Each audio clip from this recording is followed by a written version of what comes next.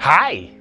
We're told to be afraid, but my gut tells me to be playful, kind, and loving. We're told we need to wait for a cure to be healthy, but my gut tells me I'm already allowed to be healthy.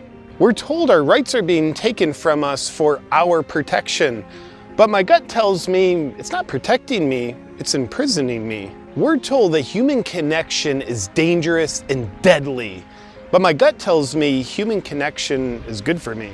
We're told that going outside is bad for us, but my gut tells me it's good for me. We're told to believe what they say, but my gut tells me to believe what I think. The news tells us what's true, but my gut tells me most of what they say isn't true.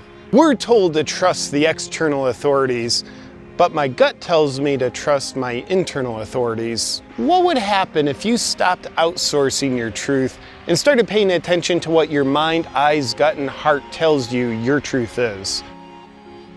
Just something to think about.